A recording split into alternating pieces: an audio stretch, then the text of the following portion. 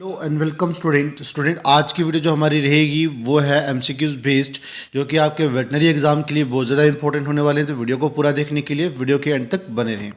तो आज की वीडियो का पहला क्वेश्चन आपके सामने है कि which state of India has the longest main line coastal line. सबको पता है वो है गुजरात। ठीक है, इसी के साथ क्वेश्चन है कि स्मॉलेस्ट कोस्टल लाइन स्टेट कौन सी होगी। तो अगर एरिया गोवा का छोटा है तो उसी की कोस्टल लाइन भी क्या होगी, छोटी, और नियर अबाउट 101 किलोमीटर है। याद रखें आप। चलिए नेक्स्ट पे चलते हैं।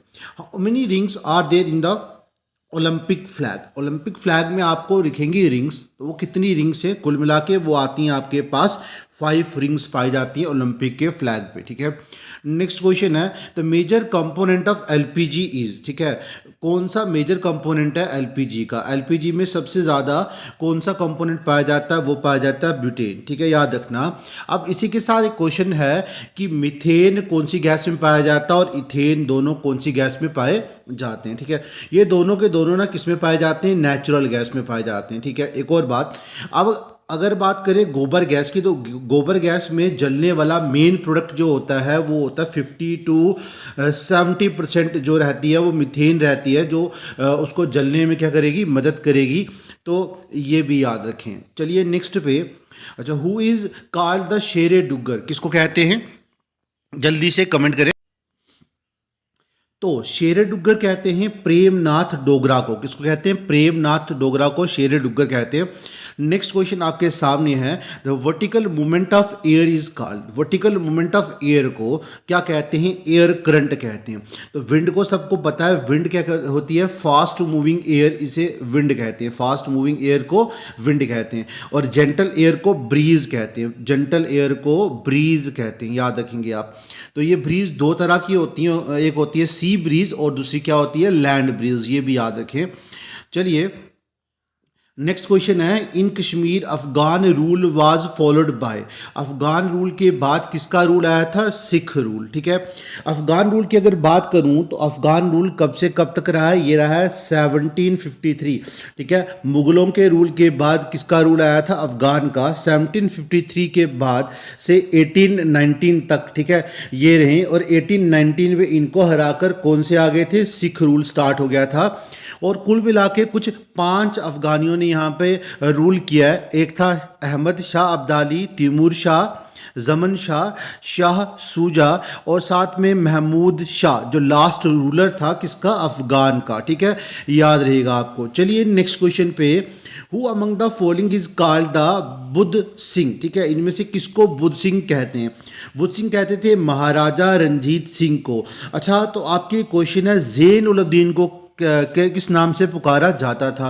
तो इनको पुकारा जाता था बुद्धशाह के नाम से। याद रखेंगे, जैन उल अब्दीन को बुद्धशाह भी कहा जाता था। ठीक है, चलिए नेक्स्ट क्वेश्चन पे कह रहा who among the following is the first Sikh ruler in Kashmir. इनमें से कौन सा था जो फर्स्ट रूलर था कश्मीर में, सिख रूलर जो फर्स्ट था कश्मीर में, तो वो कौन था, महाराजा रंजीत सिंह। ठीक है, फर्स्ट रूलर है। अगला है who was the father of Maharaja Ranjit Singh. तो फादर ऑफ महाराजा रंजीत सिंह की बात करें तो आप याद रखेंगे Maharaja Mahan Singh is the father of Maharaja Ranjit Singh. ठीक है, नेक्स्ट क्वेश्चन है the Sikh rule lasted for dash year in the Kashmir. ठीक है, कितने साल तक रूल किया था, 27 ईयर। स्टार्ट कब हुआ था, 1819। उसके बाद 27 साल तक रूल किया। इनके बाद किसका रूल स्टार्ट हुआ था, डोगरा रूल। कौन सा आ गया था, डोगरा रूल, जिन्होंने खरीदा था, ठीक है, कितने का, 1.7 मिलियन का। ठीक है, खरीदा था किससे, ब्रिटिशर से। नेक्स्ट पे चलते हैं। कह रहे हैं when did the Sikh rule begin in Kashmir. कब स्टार्ट हुआ था, 1819 में स्टार्ट हुआ था सिख रूल। कहाँ पर, कश्मीर में। चलिए नेक्स्ट क्वेश्चन पे कह रहा है Chamba district of Himachal Pradesh share boundary या बॉर्डर विद। ठीक है, जम्मू कश्मीर के किस डिस्ट्रिक्ट के साथ चंबा जो है डिस्ट्रिक्ट हिमाचल प्रदेश की, वो अपना बॉर्डर शेयर करती है, वो है डोडा। ठीक है, कौन सी है, डोडा है। ठीक है, याद रखें। चलिए नेक्स्ट क्वेश्चन पे। नेक्स्ट है आपके पास tulip garden is situated at the foot hill half. ठीक है, ट्यूलिप गार्डन जो है कश्मीर में वो किस के फुट हिल में पाया जाता है, वो है जबरवान हिल के फुट हिल में पाया जाता। चलिए next question, the largest national park in India. Option के बिना ही इसका आंसर देने की कोशिश करें तो इसका आंसर रहेगा Hemis national park. Hemis national park, ठीक है, जो कहाँ पर है, लद्दाख लेह करगिल वाले एरिया में है। और अगर बात करें तो ये पहले जम्मू कश्मीर का भी था जब तक लद्दाख हमारे साथ था, अब वो अलग हो चुका है। तो अब आप कमेंट करेंगे कि largest national park Jammu Kashmir का वो कौन सा है।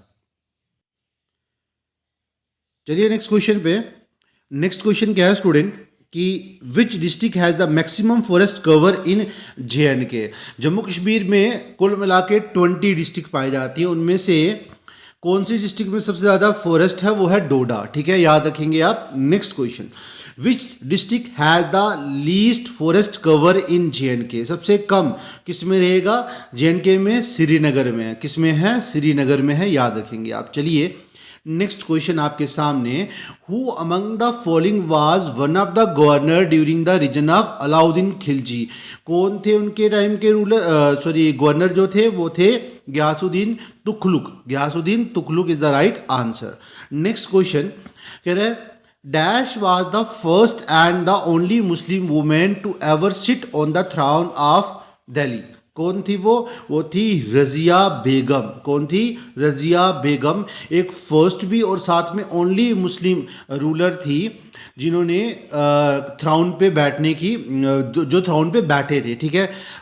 उसके बाद नेक्स्ट क्वेश्चन है, who was the PM of India during the emergency between the year 1975 to 1977, ठीक है।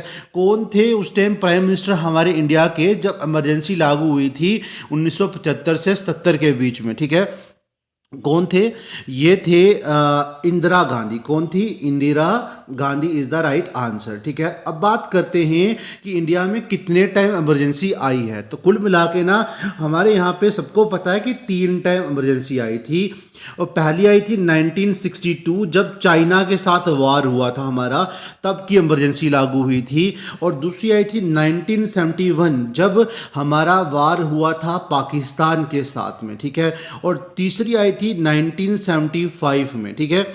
ये इंटरनल डिस्टर्बेंस की वजह से हुई थी। किसकी वजह से, इंटरनल डिस्टर्बेंस की वजह से हुई थी। और कुल मिला के एक अगर इमरजेंसी की बात करेंगे तो उसका कितना पीरियड रहता है, तो 6 मंथ तक एक इमरजेंसी जो है वो लागू हो सकती है, उससे ज़्यादा नहीं हो सकती, ठीक है। चलिए नेक्स्ट क्वेश्चन पे।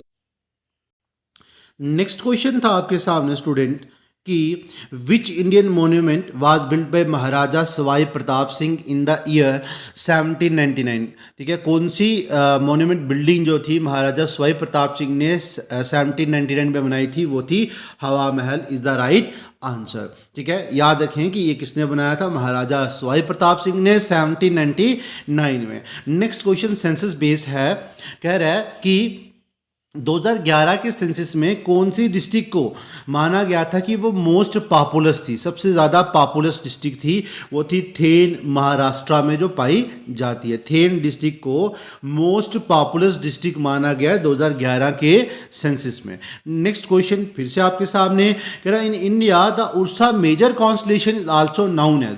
उर्सा मेजर कॉन्स्टलेशन को किस नाम से माना जाता है, वो Saptarishi, 7 stars, group of 7 star है, उसे उर्सा मेजर कॉन्स्टलेशन कहते हैं। कॉन्स्टलेशन कहते हैं ग्रुप ऑफ स्टार्स को, याद रखेंगे आप। चलिए next question, light is a light की बात करें तो लाइट क्या है, वो ट्रांसवर्स है, वेव है, लॉन्गिट्यूडल वेव है, या बोथ है। तो लाइट ना ट्रांसवर्स वेव होती है। वैसे अगर बात करें लाइट की तो लाइट क्या होती है student, light is the form of energy. क्या होती है, ये फॉर्म ऑफ एनर्जी होगी, ठीक है, which give us the sensation of vision, जो हमें देखने में मदद करती है ऑब्जेक्ट को, ठीक है, एक सेंस क्रिएट करवाती है जिससे हम ऑब्जेक्ट को देख सकते हैं, ठीक है, याद रखेंगे लाइट की डेफिनेशन। अगला क्वेश्चन है, हु इज कॉल्ड द शहीद आजम। किसको शहीद आजम कहते हैं, सबको पता होना चाहिए। बिना ऑप्शन के कमेंट में आंसर देने की कोशिश करें तो शहीद आजम ना भगत सिंह को कहा जाता है, क्या कहते हैं, किसको कहते हैं, भगत सिंह को शहीद आजम कहा जाता है। सबको पता होना चाहिए इसके बारे में। देख सकते हैं राइट आंसर क्या था, भगत सिंह, ठीक है, उसे शहीद आजम भी कहा जाता है, ठीक है। अगला क्वेश्चन था the first Olympic game were held in, पहली जो ओलंपिक गेम थी वो कहाँ हुई थी, ग्रीस में हुई थी। कहाँ पर हुई थी, ग्रीस में हुई थी। Next question, who among the following was the first Sikh ruler, Sikh governor of Kashmir, वो कौन थे, दीवान मोती राम, ठीक है। सिख गवर्नर पहले कौन थे, दीवान मोती राम थे कश्मीर के, याद रखेंगे आप, ठीक है। चलिए नेक्स्ट क्वेश्चन पे, who among the following is the most popular Sikh governor also called as colonel, ठीक है, कौन थे वो, मियाँ सिंह, ठीक है। मियाँ सिंह भी कौन है, सिख गवर्नर हैं, इनको कॉलोनल के नाम से भी, कॉलोनल के नाम से भी जाना जाता है। मोस्ट पॉपुलर भी थे, पॉपुलर भी थे किसके, सिख टाइम के, ठीक है। चलिए नेक्स्ट क्वेश्चन पे, नेक्स्ट क्वेश्चन कह रहा है who donated the gold to coat gold foil in the Harminder Sahib, ठीक है, किसने गोल्ड दिया था, ठीक है, कोट करने के लिए गोल्ड को, जो हरमिंदर साहिब को गोल्डन टेम्पल में, अमृतसर वाले गोल्डन टेम्पल में दीवारों पर कोट किया गया, वो कौन थे, वो थे Maharaja Ranjit Singh is the right answer, ठीक है, याद रहेगा। चलिए नेक्स्ट क्वेश्चन पे, तो सबने गेस कर लिया होगा कि लास्ट सिख गवर्नर कौन थे जम्मू कश्मीर में। तो लास्ट सिख गवर्नर की अगर बात करें स्टूडेंट, तो वो थे हमारे पास शेख इमामुद्दीन, कौन थे, शेख इमामुद्दीन,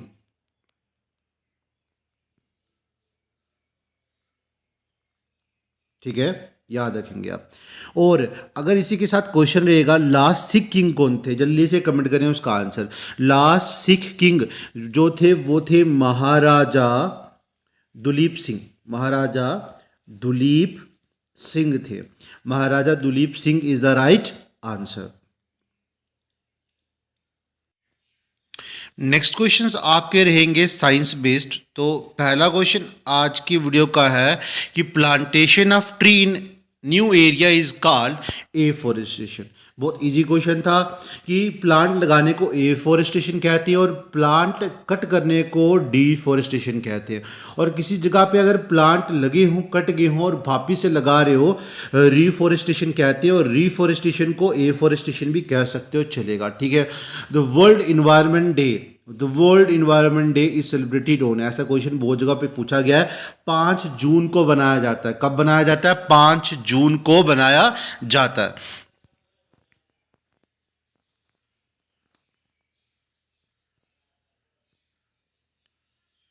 नेक्स्ट क्वेश्चन आपके सामने है, चिपको मूवमेंट इज कन्विंस्ड विद, ठीक है।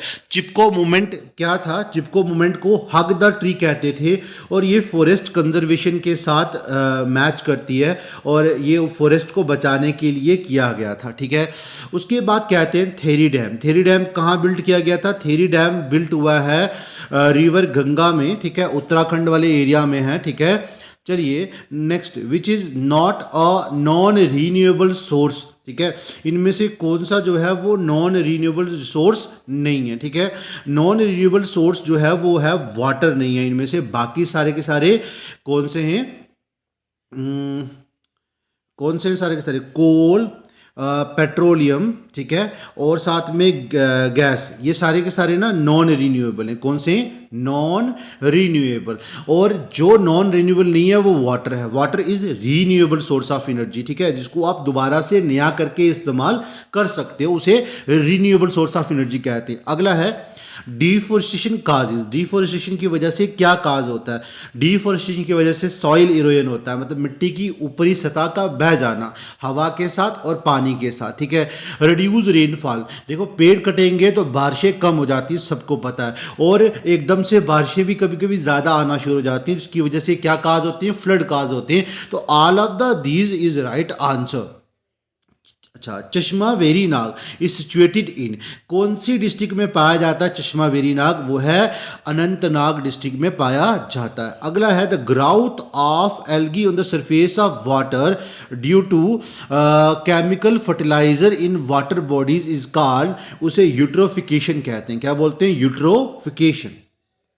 नेक्स्ट क्वेश्चन है कि द बायोडाइवर्सिटी इंक्लूड, बायोडाइवर्सिटी में प्लांट भी आते हैं, एनिमल भी आते हैं, micro organism, all of these is the right answer. वैसे बायो का मतलब लाइफ होता है और डाइवर्सिटी का मतलब वेराइटी होता है। अब पूरा इंक्लूड करके इकट्ठा पढ़ोगे तो क्या आएगा? Study of life on a particular area is known as biodiversity रहेगा आपके पास। अगला है global warming, global warming is caused due to, global warming carbon dioxide की वजह से होती है। किसकी वजह से होती है? Carbon dioxide. ठीक है, तो कार्बन डाइऑक्साइड की बात करूँ नियर अबाउट 60% अकेले, क्यों कहा यहाँ पर? क्योंकि 60% अकेले ग्लोबल वार्मिंग कौन काज कर रहा है? ग्लोबल वार्मिंग काज कर रहा है 60% अकेले कार्बन डाइऑक्साइड। ठीक है, और दूसरा ये किस वजह से हो रही है? पेड़ों के कटने की वजह से और पॉपुलेशन के बढ़ने की वजह से, याद रहेगा। ठीक है, कार्बन मोनोऑक्साइड भी एक गैस है जिसका अगर बात करें तो इल इफेक्ट क्या रहता है कि अगर आप किसी बंद रूम के अंदर अगर आप जलाओगे आग वगैरह तो उससे जो निकलती गैसेस वगैरह है वो कार्बन मोनोऑक्साइड में आती है। ये सफोकेशन काज करती है जिसकी वजह से इंसान बेहोश हो सकता है और इवन की कुछ केसेस में डेथ भी हो जाती है। ठीक है, तो आज के वीडियो में इतने ही क्वेश्चन रहेंगे। मिलते हैं नेक्स्ट वीडियो में। Thank you for watching this video.